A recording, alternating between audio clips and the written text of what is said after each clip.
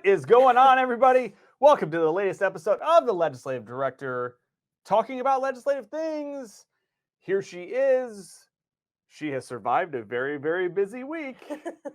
Legislative Director Amber Marr. I sort of survived a very, very busy week.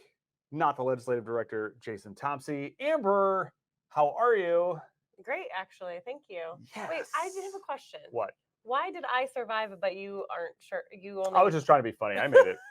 I'm here. We're doing this. Okay, We're I here. just needed some clarification. You know, you're just much better at this than I, with regards to dealing with things over at the statehouse. So that's why I was making trying to make a little bit of a joke. Oh. But it wasn't funny. I just thought it was like, well, I didn't feel like I survived, and you got to take that title. And so I was like, what? I didn't get it. Okay. Well, now I get it. Sometimes you win. Sometimes you lose. Sometimes those jokes land, sometimes they don't. They didn't. It didn't.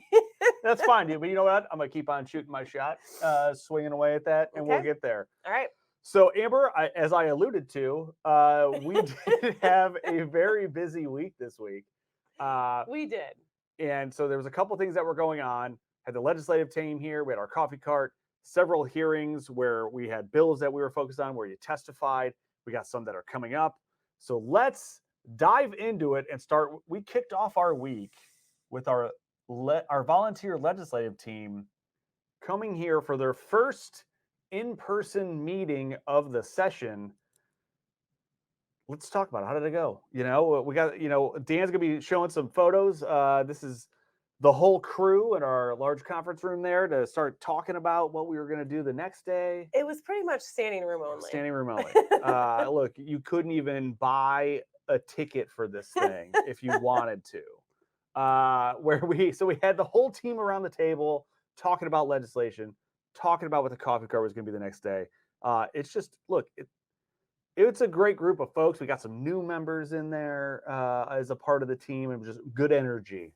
We had some special guests joining us during the day, joining in on the fun of the discussion behind all of the workings of the Indiana General Assembly, as well as the bills that we're following. So it was a good day. It was a very good day. Mm-hmm. And it was all in leading up to the coffee cart day. So this is our big thing we do at the State House, set up a coffee cart. We did a legislative director talking about legislative things live, which is the photo that you're seeing right now, which was a lot of fun. Real quick hit, maybe a little nerve-wracking. It can also be a little distracting because there's all these people milling around and, stopping and waving, I think on purpose to mess us up. There were people, seriously though, behind the scenes, like you saw me, but you couldn't see out there. Yeah, I think I told Dan to take a little spin around. No. I'm sorry. I was talking about the people who were coming by and like snapping photos and making faces. Yeah, those people you didn't see, but they know who they are. You know who you are. It was hilarious, but I was trying to stay focused, and that's difficult. Yeah, so we had the legislative team was there. Yes. There's coffee. We had cinnamon rolls. Legislators coming through. You're going to see a whole bunch of photos that Dan's showing now of our volunteers talking with those legislators. It's just a lot of fun. And we wanted to say just a huge shout out to everyone that did stop by. Mm-hmm. I think that it's always a reminder of how policy can still be fun. Yeah, like we're bringing the fun to this whole thing. There's legislators that mark this calendar down or mark it down on their calendar for like the coffee cart day. They come through a couple of times to get some coffee. Exactly. It was all day, so they could keep on coming back. And I saw people rolling through, grabbing a couple of cinnamon rolls, and like there's the hero shot right up there on the screen of the entire legislative team. Just a great group, great day, a lot of fun. Talked to a lot of legislators about some of the legislation that we're going to talk about right now. Oh, okay. Great. Anything else you wanted to add about the coffee cart? No, I have some things that came maybe out of the coffee cart that we can talk about as we move through some of the discussion on the bills and maybe what's coming next week. All right, let's do it. Okay. Let's start up. What's the first? So we're going to start out with legislation that we want to talk about. Well, if we're going in order. Chronological order? No. committee order. Yes. I mean, I thought you meant bill number order. No, I meant Okay. like when we talked about stuff. That would be the definition of chronological. Okay, we're not going to do this now. No, I mean, for me, I didn't.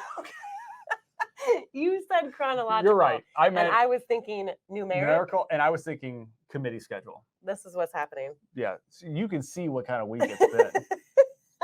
So when you said that, I meant like I didn't. That was the definition, and I didn't hear that. Look, we're on the same page now. Okay. And thank you all for joining us on this journey to get there. What's the first legislation we want to talk about? I can't find it. Okay. No, I'm finding it. I'm finding it. So Wednesday in the Senate. No, you can't start with there. That's the thing. We forgot something. What did we forget? Well, that's why you need to give me a minute. Okay. Okay. I'm ready. Okay. Wednesday morning. Yes. Early. That's right. Now I remember. We Sorry. couldn't leave this out Sorry. because Representative Clear would have That's my bad. been very disappointed in me. That's my bad. So House Bill 1068, which is the unlicensed real estate solicitors bill. This particular bill addresses unlicensed real estate solicitors that offer quick cash for the purchase of people's homes. You might have experienced this yourself, where you're getting text messages about whether you'll sell your home. You're getting things in the mail like, do you want to sell your home for cash?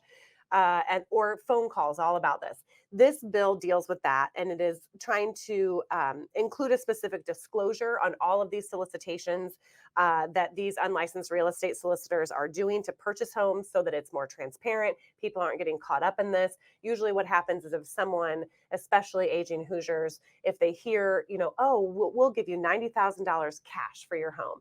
Well, oftentimes people have owned their homes for, 50, 60 years. These homes are worth way more than what they're offering for cash dollar. And so we are and have been, even last year, this bill went through and did not make it all the way through last year, but Representative Clear resubmitted it this year, and it got a hearing, and we were very supportive of it this year too. Obviously, it keeps people, from getting preyed upon and from losing sometimes thousands, hundreds of thousands of dollars on what their home is actually worth. Okay. So it was heard in committee, and we testified in support, and it passed out of judiciary. I should have all of this in front of me, and I do not. But I'm looking it up for everybody because off the top of my head. Yeah. Sorry, I can't find it. It passed out of committee. Yeah. That's what matters here. Is that it passed out of committee. So we wanted to say thank you to Representative Clear, and I really need to get my life together. Okay, sorry. It unanimously. That sounds like a different show. 10-0.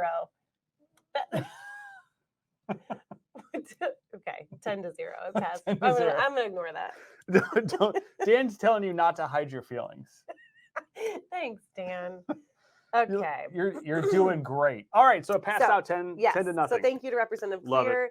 Thank you hear. to the committee and all members that voted in favor, and we will continue to monitor. Okay. Moving on. So then now next in order. Yes. Senate, moving over to the Senate. Mm-hmm.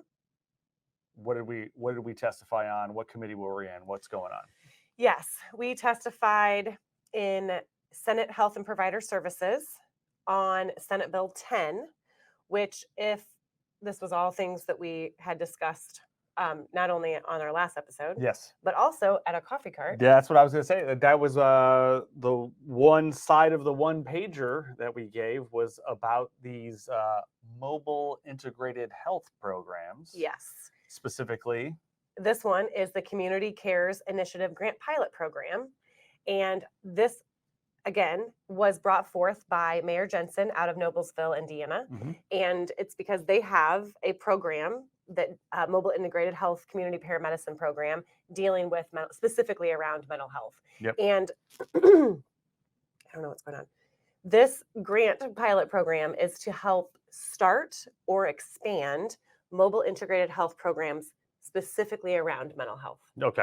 And so we were very supportive of this. We testified in support of it, and we are going to continue to keep watching it. The only thing that happened is that because it is a grant pilot program, and although there are no funds being put in it right now, it did still get recommitted to appropriations. So, I mean, that's It's common. not ideal. Oh, I thought you were going to say that's, yeah.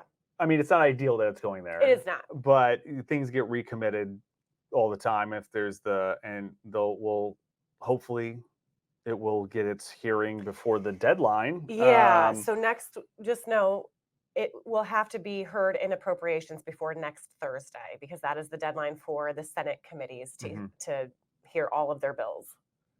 So we don't have very long, and we're recording this on a Thursday. Yeah. So that means we literally have 4 days next week to get it heard, because they're not in It's session a tomorrow. little crazy to think we're already reaching the halfway point of this session, considering we're still in January. But a short session is going to be really short, and it moves very quickly. So Senate Bill 10. Yep. We spoke in favor of that, passed out of committee. A whole lot of other senators wanting to get on the bill and things like that. So I think we got some good momentum there. Hopefully works its way out of the Appropriations Committee as well. Yes. What was the other one in that committee? It was Senate Bill 142. Okay. The coverage for mobile integrated healthcare services. And this is the bill where, well, let me start here. Senate Bill 142, there was an amendment at the beginning, just to clarify, because it was supposed to mirror the House language, but the pilot had been left out. And so I wanted to make sure that we specified that. And the bill pertains to mobile integrated health services. If this bill moves all the way through the process, will be able to bill commercial insurance or private insurance for healthcare services outside of a 911 call. Because generally right now, things are covered if it's part of somebody calls 911 and they show up. Yes. For an urgent crisis. Yes. But this is because all these mobile integrated health programs are running generally out of EMS and fire departments. By removing this, not having to have a 911 call, they'll be able to kind of bill for just the services that they're providing. Yes. Which will help with an issue that has, I guess, held these programs back, and that is sustainable funding. Exactly. Okay. So one of the things that I was going to bring up, and I apologize because I am trying to pull this up here.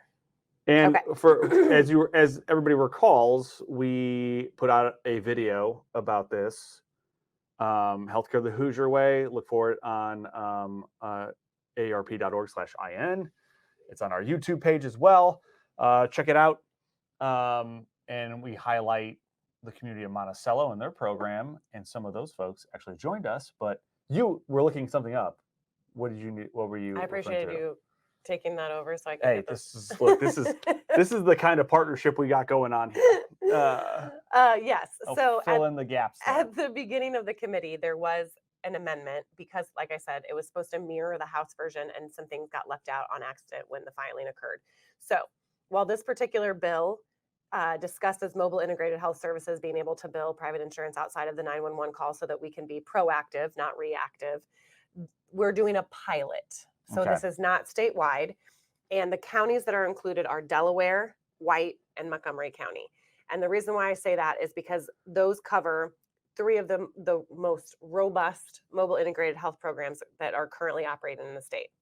So that covers Crawfordsville, Monticello, and Muncie. Okay. And what was amazing is that we had representation from all of those communities during the testimony. So it started off with Chief Miller from Crawfordsville, which, by the way, the majority of the mobile integrated health programs here currently in Indiana have been modeled after Crawfordsville. Yeah, Crawfordsville is like a national model for these types of programs. Yes. So we wanted to give a shout out, thanks to Chief Miller for coming down and discussing why this is so important for sustainability, and not only for sustainability, but because of the items that they're already doing right now that they cannot bill for. And these are proactive services that are keeping individuals out of the 911 system, out of the emergency room. And we want these programs to be able to continue to do that. Absolutely. So after Chief Miller testified, then we had Mayor Ridenour from Muncie Yep. that talked about their program. And while it's sort of in its infant stage, it is still, I mean, it is still one of the larger systems that's being built here in Indiana. Kind of gonna between these three programs, you have Monticello, which is kind of a smaller community. Hmm. You got Crawfordsville, a little bit bigger, and then Muncie, kind of bigger than that. So you got a good cross section of some different Indiana communities. Absolutely. So we were really grateful that the mayor came out to talk about their program Yep. and why this was important for their community. And then we had Monticello, and we had Nick Green and Courtney Dyer, who you probably, if you watched our video, If you stayed up. stuck around to the end of last week's Yeah. show, you saw these two Yes. folks in that video that are just doing great work for the city of Monticello. Absolutely. And they were amazing. They told us their story, and we mentioned to the committee that we handed out that one pager where it had a QR code on it to our video, so that even the legislators could watch it and get a good feel for what mobile integrated healthcare actually is. And because we like to do these kinds of things now, or at least on the last two episodes, stick around after we wrap up the show, and there'll be a little brief, little 1 minute, 2 minute video where you get to hear directly from Nick and Courtney about just their experience in the committee, how they're feeling, because this bill also is moving forward. Oh, yeah. So after it was heard, it also passed unanimously out of committee. We should also say that you testified in favor of this bill as Oh, well. yes, I did. And then look, putting up, you can see on the screen. I forgot. There's the group shot of Amber, myself, After the and committee. Courtney and Nick after the committee. We took a little picture together. Yes. It's a hero shot, if you will. I tell them I'm the fangirl. Look, and I guess that makes me a fanboy, and which is legit, because we're big fans of the work that they're doing there and their program, and which is why we highlighted them in that video. Encourage you to go see that again as well. It's on our website, it's on our YouTube page. Check it out, as well as stick around after this to hear from them about how they were feeling after the committee meeting. And I think I just want to plug one more time why AARP Indiana is involved in discussing and supporting and sort of elevating these programs. It really is about aging in place. For us, it is about keeping individuals in their homes and communities. It is making sure that people are connected, they are not socially isolated. Even parts of what these mobile integrated healthcare programs do, and you'll hear that from Chief Miller and Nick about some of what they do, or we call it home fit. It's not it's not necessarily intentional, but when they're going into these individuals' homes, they notice fall hazards or trip hazards, or one of their tables is wobbly and they might be not able to fix it on their own, and so they'll help them get that established. And it's just it's more than what we always say. It's more sometimes than just healthcare. Yep. Sometimes it's just somebody for these folks to talk to, and just identifying what is a real emergency and what is not. Exactly. Because ultimately, this is besides helping to keep people in their homes and communities, making them healthier. It's that proactive approach, so that they know that I don't need to call 911 for this. I don't need to go to the hospital. This is something that I can maybe either mitigate myself or talk with somebody in a mobile integrated health program about what do I need to do. And then ultimately, that's not only going to make folks healthier and stay in their homes, it's also saving money, because those folks are not going to emergencies rooms. There's not those rides in the ambulance. So it's just all in all, great programs that we like to see. And I think one of the best quotes I heard Courtney talk about, Courtney works with mamas and babies, and she talked about how, nutrition and all of the stuff that she does and helps moms after they've had their newborns, talk about that it goes down a generation and up a generation, because oftentimes individuals who have children, they're also caring for aging parents. Yep. And I think that was another thing that their mobile integrated health program is really highlighting. Yeah, it's great. It's good stuff.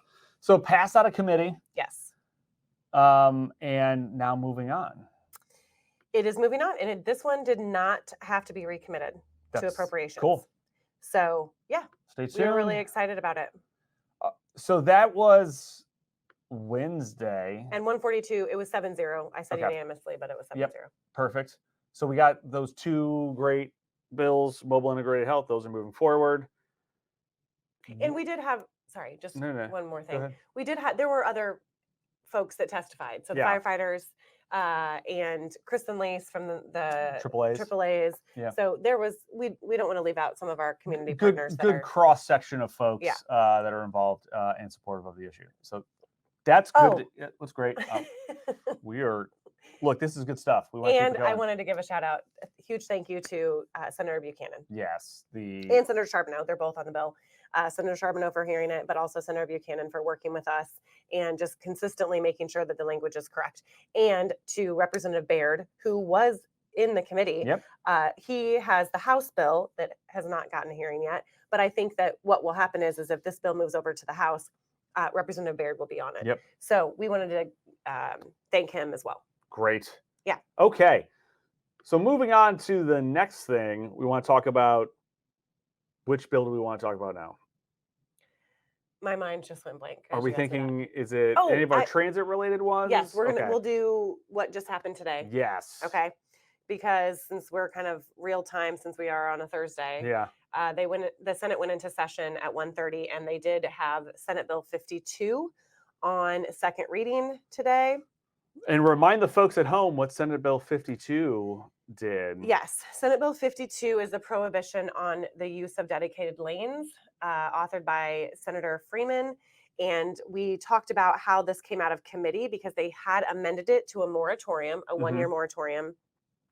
Well, after it passed out of committee, it goes to second reading where anybody can try to apply amendments to it to change it in the manner of their choosing. And it was amended by Senator Freeman, and I do not remember the original bill number, but we had talked about there was a bill, and I can try to look it up right now, that dealt with the Indianapolis no turn on red. Yes. So as you recall, for those of you who watched the show last season during the session, there was a kind of a last minute amendment that got inserted into a bill that prohibited the city of Indianapolis from installing no turn on red signs because the whole driver behind that was because the city county council was looking to pass an ordinance to do just that. Yep. And Senator Freeman, not a fan of that policy, decided to get that amendment inserted into a bill that then got passed. But, I believe it was in conference committee. Yes. But the start date of when that law went into effect was July 1. And so after session was over on the end of April. So between the end of April and July 1, the city county council came back and passed that ordinance because they still could.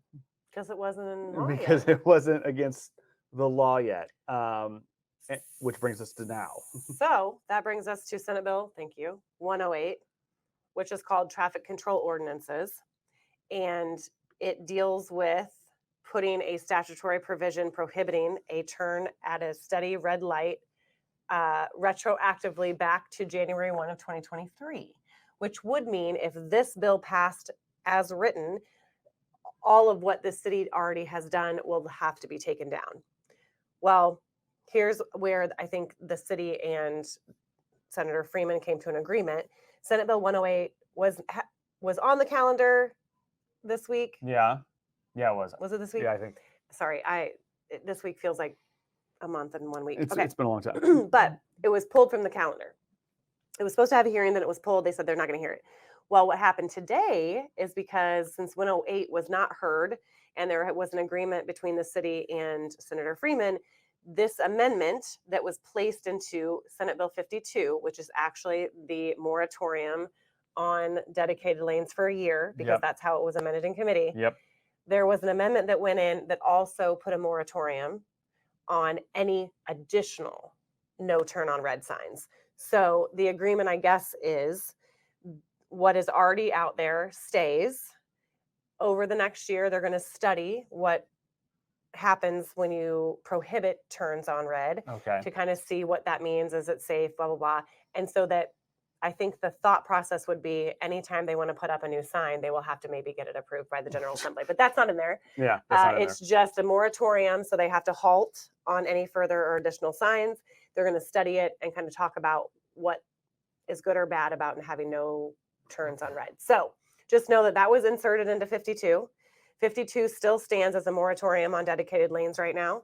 And what was added to it was a moratorium on no turn on red signs. So we kind of merged Those two together. Yeah, those two together. Yes. We are still opposed to Senate Bill 52. Mm-hmm. I would say, yes, we understand there was an agreement on the no turn on red. So, okay. But we are focusing in on the fact that the dedicated lane piece is still, it would still kill the blue line, even though it's not a prohibition. So not forever. It's just currently a moratorium for a year. We believe that it would still end up in Indianapolis losing their federal funds to build out the blue line. And lose out on all the money, with 14 or however many millions of dollars that they've spent already in getting ready for We were this. supposed to fact check that for this time. Yeah. I didn't do that. That's fine. I'll remind myself next time. We'll just make it a thing. Next time. Next time. No, I do think it's around that, but I really want to give those numbers. So. Yeah. So that's not great. It's not as bad as it was, but still not great. But at the same time, it's still jeopardizing with the prohibition on dedicated lanes, even if it's just for 1 year. It still is going to cause some major problems with regards to the build out of that blue line here in Indianapolis. Correct. Okay. So that's done. Or no, that's moving to third reading, but yes. So that moves to third reading. We have one more bill to talk about, correct? Just one more. Yes. Let's end on I think let's end on, I guess we'll say this, we'll bring people back up here. A little bit of a high note. Yeah, this is positive. And forward looking to next week. What do we got going on? So what we talked about at our coffee cart, we mentioned that the one side was about all of our mobile integrated health bills, and on the other side it was the House Bill 1222, the residential real estate service agreements. Yep. And we had not gotten a hearing yet. So Chairman Jeter, who is over the Judiciary Committee, it was our hope that we could drum up enough conversation, getting people to ask for a hearing, all of that good stuff. And then yesterday we were notified that it is going to be on the schedule in Judiciary for Monday. Love it. Yeah. That's good it's stuff. Really exciting. And we do want to give, just very briefly, we want to thank Chairman Jeter for adding it to the list. We know that, keep in mind, the House deadline is Tuesday because the Senate deadline is Thursday for committees. So Judiciary does not normally meet on a Monday. Yeah. He had an extra committee hearing to not just to do this. I think there are a few others on there too, but just know that we are appreciative that that occurred, and wanted to give a shout out to the authors, Representative Haggard and Representative Tor, for really helping us continue to push that this is a really important issue and should not be left behind this session. Yes, and just to remind folks that this is the bill where folks were getting, for like a little upfront payment, they were signing these real estate agreements for 40 years that locked them in for 40 years for real estate services. Yes, whatever that means. So folks were getting caught up in these to where they're locked into these contracts for 40 years, and that it's not great. And it's a bit of a deceptive practice, if you will, about how it all goes down. But this bill is going to seek to address that, and we're excited that it's going to get a hearing on Monday. And just don't get confused between Representative Clear's bill too, because it is in the same realm of things. It is. It's two different practices. Yes, both bad. Yeah, exactly. Awesome. So we're looking forward to that. We are going to testify alongside a lot of our other partners that we're working with, Land Title Association. Yep. I think Hoosier Housing Needs Coalition and Prosperity Indiana, the recorders. Yes. So we've got some folks lined up. Awesome. Okay. That was a full week. Yeah, I'm just trying to think about what else we missed. So I'm sure there's some other things that are out there, but it's Oh, been and thanks to Dan for all those pictures. I yes, mean, there were a lot of other folks that we might have used that people took. I know Anna Dan took a couple, Dan, Kate, but Dan was all compiled them day. all. Yes, he was on it He was all the day man long. behind the camera when we did it live. Yes, So thank you, Dan, and thanks to all. Thanks for the volunteers for coming by. Thanks to the yes. legislators for coming by. Thanks for everybody who came by. It was all in all good time. It was all hands on deck. So Love it. staff, Yeah. Thanks to the rest of the volunteers, team here at AARP Indiana. absolutely. Just a lot of thanks. We're Just a lot just of grateful thanks. We're today. so grateful. So grateful for everybody out So there. dreary out. Just Yeah, gotta bring a little sunshine. yes, which all those folks brought They did. on Tuesday. Okay, well, we're gonna wrap things up here. Encourage you to stick around to hear from Courtney and from Nick about their experience in committee and how excited they are about this legislation moving forward and how important mobile integrated health is for older residents. So stay tuned and watch that, and then join us next time on the Legislative Director talking about legislative things. We'll see you then. All right, so I'm rolling. Just introduce yourselves, and then what were you doing here today? My name is Nick Green, and I am a proud 10-year member of the Monticello Fire Department. Today at the State House representing Bill 142, which will allow mobile integrated health programs to be able to bill traditional insurance. I am Nick's partner in Mobile Integrated Health. My name is Courtney Dyer. I have been a nurse for 15 years, and I work with mothers and children in our community to decrease maternal and infant mortality rates. Why was this bill so important for you guys to be here today? Senate Bill 142 is very important to us and other teams across the state and nation because it will allow for us to expand our services to be able to bill traditional insurances. So far, we've been grant funded through this process, and this will be the sustainability piece we need to be able to forward progress through the state.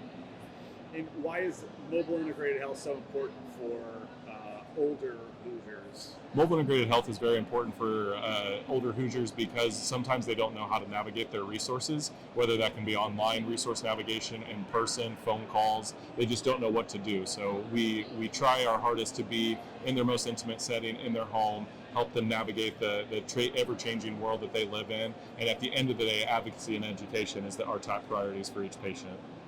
So this bill passed out of committee 7-0. How you feeling?